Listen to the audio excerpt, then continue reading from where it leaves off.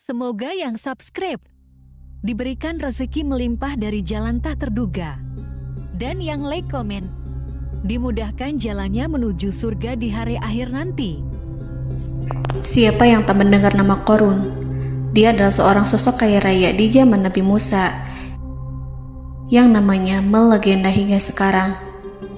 Kisahnya diabadikan dalam Al-Quran, bahkan menjadi peribahasa atau ungkapan di masyarakat guna menggambarkan seseorang yang mirip dengan tabiatnya atau menisbatkan harta yang ditemukan terpendam dalam tanah sebagai harta Qorun.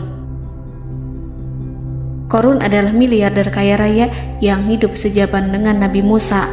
Saking kaya rayanya, Qorun setiap kali keluar dari rumahnya, ia didampingi dengan 300 pelayan laki-laki dan 300 pelayan perempuan.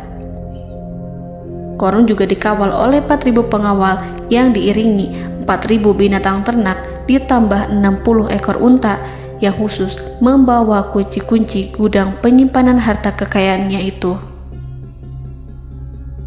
Itu dilakukan semata-mata sebagai bentuk kesombongan bahwa dialah manusia paling kaya, paling terhormat, dan memiliki pengikut setia.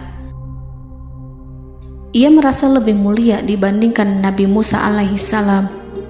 Orang-orang tentu saja akan penasaran seberapa banyak harta kekayaan Qorun jika pengawal dan pembawa kunci gudang kekayaannya sebanyak itu.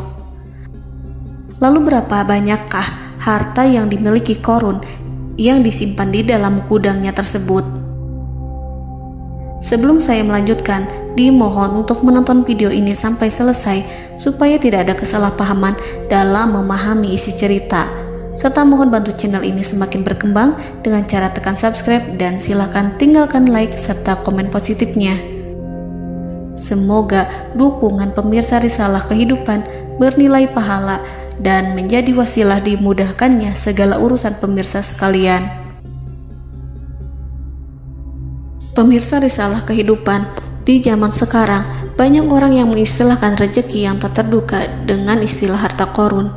Lalu dari manakah sumber harta kekayaan Qorun yang sangat luar biasa itu? Serta di manakah Qorun dan hartanya ditenggelamkan?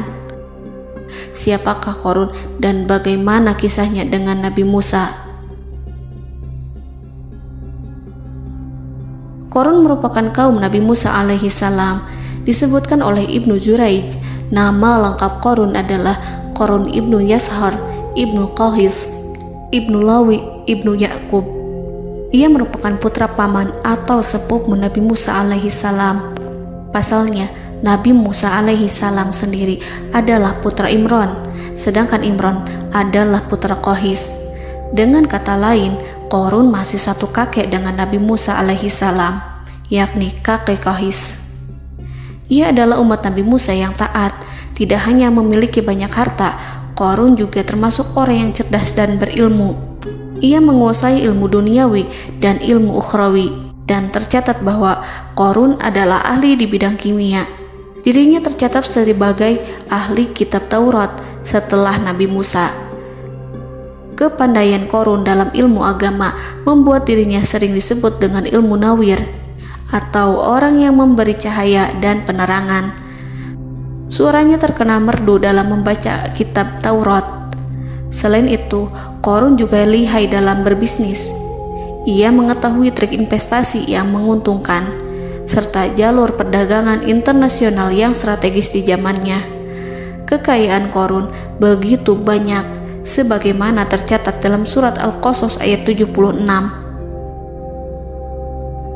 Sesungguhnya Qorun termasuk kaum Musa, tetapi dia berlaku aniaya terhadap mereka.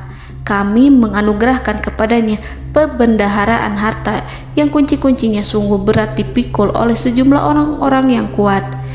Dalam riwayat Kaisamah disebutkan, kunci gudang kekayaan Qorun dibutuhkan 60 bigol atau sejenis kuda kecil. Ukuran kuncinya sebesar jari, bahannya terbuat dari kulit, dan setiap kunci digunakan untuk satu gudang. Maka keluarlah Qorun kepada kaumnya dalam kemegahannya. Para ulama tafsir menjelaskan Qarun keluar dengan mewah diiringi dengan 300 gadis berbaju merah dan 4.000 kendaraan kuda. Tak heran, iring-iringan Qarun itu mengundang decak kagum mereka yang gandrung terhadap harta kekayaan. Sebagaimana yang terekam dalam ayat Al-Quran, moga-moga kiranya kita mempunyai seperti apa yang telah diberikan kepada Qarun. Sesungguhnya ia benar-benar mempunyai keberuntungan yang besar. Quran Surat Al-Qasas ayat 79. Namun tak sedikit kaumnya yang mengingatkan. Ingatlah ketika kaumnya berkata kepadanya, janganlah engkau terlalu bangga, sesungguhnya Allah tidak menyukai orang-orang yang terlalu membanggakan diri atau farihin. Ulama menafsirkan istilah farihin di sana juga berarti takabur, zolim, berbuat kerusakan, arogan, dan tak mau bersyukur terhadap nikmat. Qarun dikisahkan memiliki ribuan kuda yang berisikan emas dan perak. Bila keluar rumah, Qarun selalu berpakaian mewah dan dikawal 600 pelayan dan diiringi 4.000 ekor kuda serta 60 ekor unta yang membawa kunci-kunci gudang kekayaannya. Namun, sayangnya Qarun kemudian membangkang pada Nabi Musa dan menjadi pengikut setia Fir'aun. Mengenai dari mana asal-usul kekayaan Qarun, ada beberapa riwayat yang memberitahukan tentang asal-usul kekayaan Qarun. Sumber pertama menyebutkan bahwa jauh sebelum memiliki kekayaan, Qarun hanyalah seorang lelaki miskin yang tidak mampu menafkahi keluarganya. Anaknya sangat banyak. Lalu suatu ketika Qarun datang kepada Nabi Musa. Ia meminta Nabi Musa alaihi salam untuk mendoakannya agar Allah memberikan harta benda yang banyak. Qarun juga meminta Nabi Musa mengajarinya ilmu kimia dan ilmu-ilmu kehidupan lainnya. Qarun dikenal sebagai orang yang soleh dan mengikuti ajaran Ibrahim dengan baik, sehingga tanpa pikir panjang, Nabi Musa alaihi salam menyetujui permintaannya. Allah Subhanahu wa ta'ala mengabulkan doa Nabi Musa. Qarun diberikan kecerdasan luar biasa dan menguasai ilmu yang telah diajarkan kepadanya. Qarun menguasai teori dan praktik pembuatan emas permata dan beragam perhiasan mewah lainnya. Ia juga pakar dalam ilmu arsitektur, rancangan bangunan, penataan kota, dan lain sebagainya. Tidak lama setelah itu, hidupnya berubah. Qarun pun hidup dengan bergelimbang harta. Ribuan gudang yang dimilikinya penuh dengan emas dan perak. Namun, sayangnya, keberuntungan yang didapatkannya membuatnya gelap mata. Qarun mulai hidup dengan penuh pamer, keangkuhan, dan penuh kesombongan. Kekayaan yang diberikan Allah Subhanahu wa ta'ala membuatnya lupa dengan Sang Maha Pemberi. Qarun merasa lebih terhormat dan mulia dibandingkan Nabi Musa. Ia pun akhirnya membelot dan durhaka pada Musa. Ia mengingkari janji-janjinya dulu dan beralih menjadi pengikut Fir'aun yang setia. Loyalitas Qarun terhadap Fir'aun membuatnya diangkat menjadi kepala mandor yang membawahi ribuan pekerja. Dikisahkan bahwa Qarun bersikap semena-mena terhadap para pekerja. Ia tega memotong upah mereka. Ia melakukan korupsi demi membangun istana dan kemegahannya sendiri, dan untuk membangun gudang-gudang penyimpanan harta yang telah ia kumpulkan jauh-jauh hari.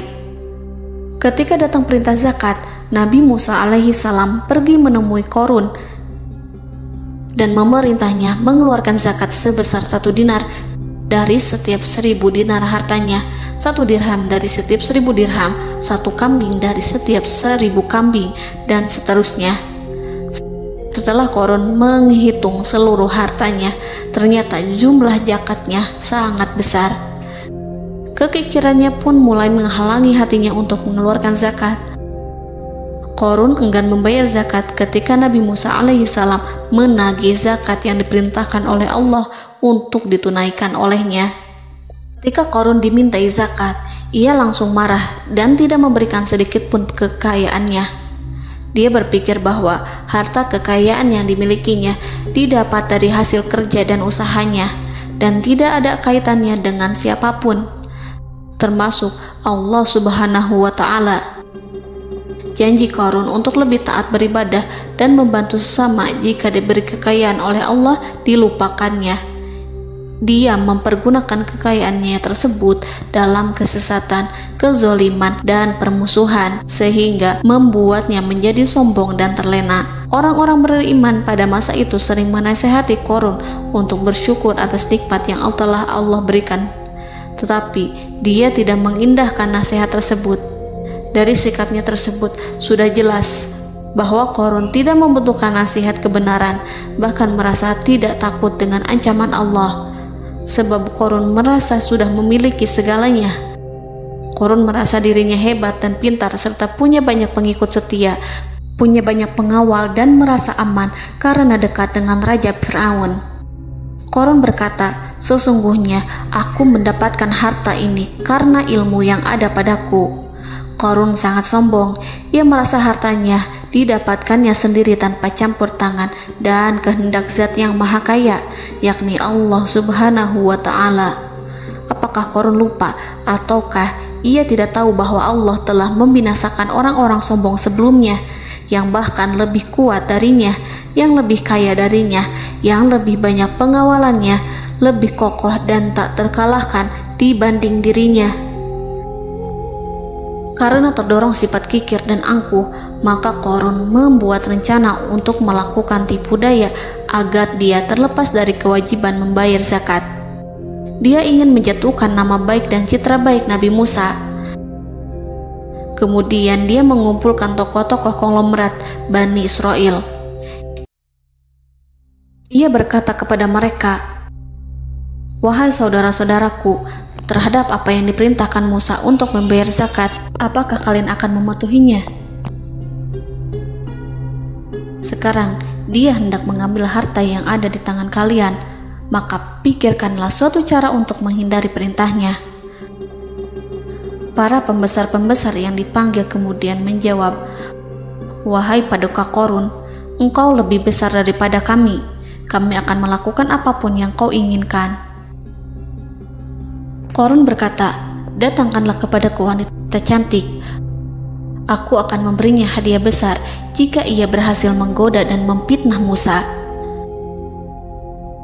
Ketika wanita cantik yang diinginkannya datang, Qarun memberikan kepadanya uang muka sebagai jaminan.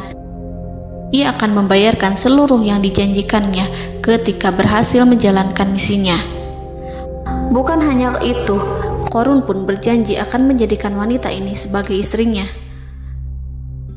Keesokan harinya, Qarun mengumpulkan Bani Israel. Setelah itu, Qarun menghadap kepada Nabi Musa seraya berkata, "Orang-orang menanti kedatangan Anda, sampaikanlah saran dan nasihat kepada mereka." Nabi Musa kemudian keluar dari rumahnya.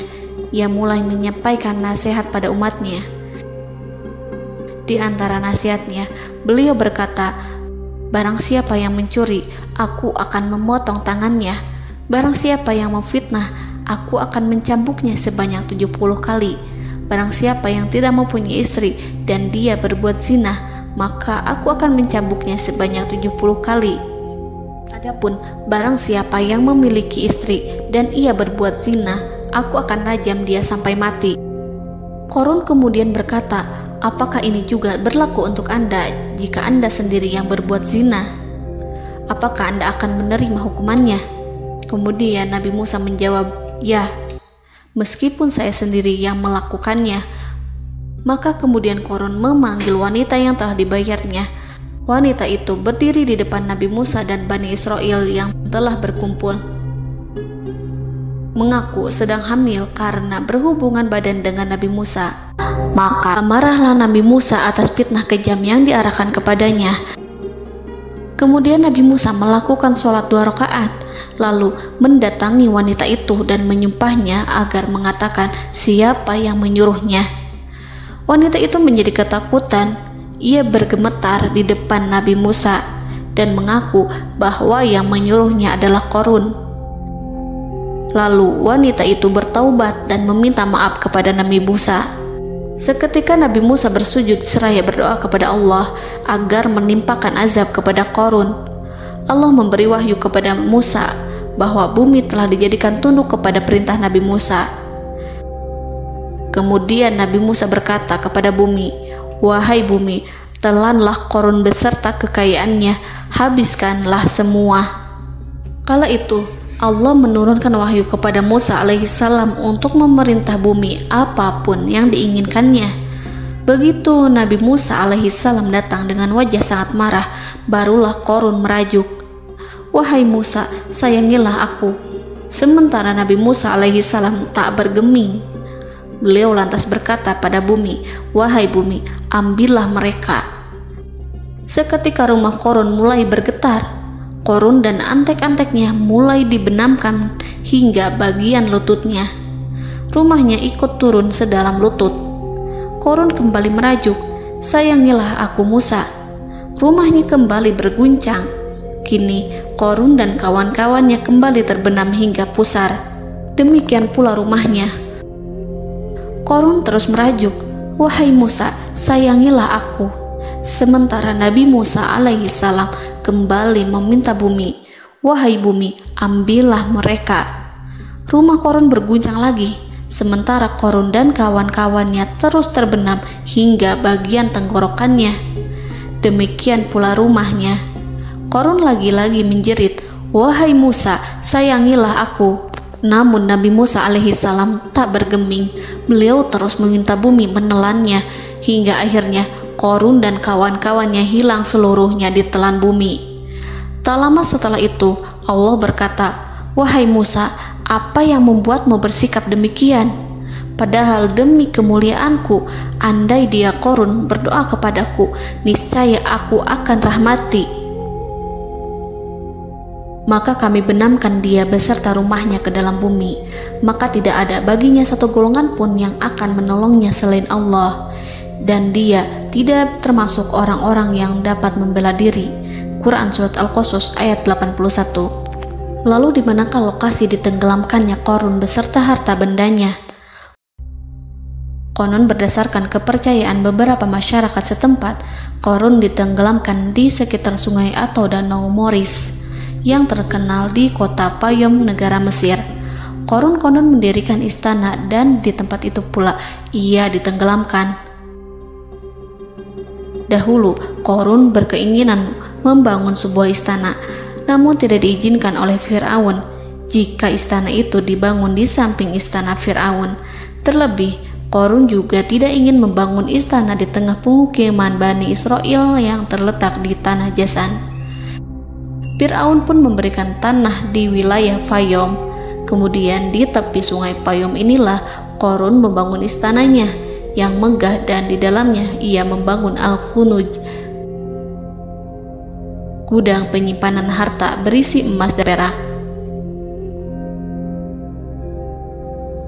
Salah satu bukti arkeologis yang dapat dijumpai di lokasi tersebut adalah runtuhan bangunan yang diduga sebagai tempat tinggal Qarun yang berjarak sekitar 2 km dari Danau Qarun. Menurut beberapa sumber, bangunan yang masih berdiri kokoh tersebut adalah benteng yang dibangun oleh Qarun.